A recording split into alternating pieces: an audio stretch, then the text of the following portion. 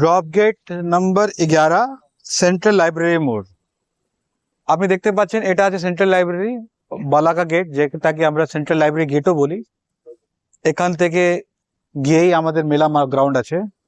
এটা গেট খুবই important gate আছে, কেন কি এখানে প্রথমে তো কেউ যদি যার কাছে বিভিন্ন রকমের পাস দেওয়া আছে, স্থানীয় বাসিন্দা, ভিআইপি, ভিভিআইপি, বিশ্বভারতী মিডিয়া, যে যার কাছে নর্মাল পাস থাকবে মানে স্থানীয় বাসিন্দা পাস থাকবে, ওনাদেরকে আমরা রোড অ্যাক্সেস করতে দিব, কিন্তু এখানে আমরা ঢুকতে দিব না।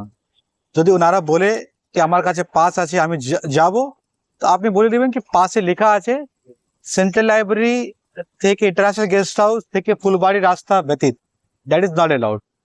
কিন্তু কিছু কিছু পাস আছে, আলাদা করে পাস আমরা ডিজাইন করেছি, ওনাদেরকে দেখে দেখে ছাড়তে হবে। যেরকম বিশ্বভারতী অফিসিয়াল যদি পাস আছে, কেন কি ওনাদের অ্যাডমিনিস্ট্রেটিভ অফিস আছে, ওনাদেরকে কিছু কাজ জন্য যেতে হতে হবে, তো ওনাদেরকে ছাড়বো। মিডিয়া যদি পাস আছে, তো মিডিয়ার একটা পার্কিং আছে ভিতরে করে, আমরা মিডিয়াকে ছেড়ে দিব 2 নম্বর। তারপরে ভিভিআইপি যদি আছে, ভিআইপি আছে, ভিভিআইপি আছে, তাহলে কোনো আর্টিস্ট আছে যে পারফর্ম করবে, ওনাদের কোনো বাইক থাকলে আমরা এলাও করে দিব। তাছাড়া প্রশাসনিক, তো মূল VIP, VVIP, artist, media, Visvabharati, যদি ইনাদের কাছে পাস থাকে, ওনাদের আলাদা উপরে পাস লেখা আছে, পাস মধ্যে লেখা থাকবে সাংবাদিক, নাহলে বিশ্বভারতী, ওটা পাস থাকলে আপনি ছাড়ে দিবেন।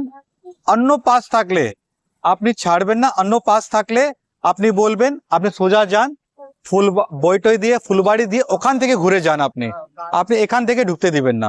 এটাই আছে মেন। কিছু পাসকে ছাড়তে হবে, কিছু পাসকে আটকাতে হবে, সেই জন্য আপনার টিমকে অনেক অ্যাক্টিভলি থেকে কাজ করতে হবে। Thank you.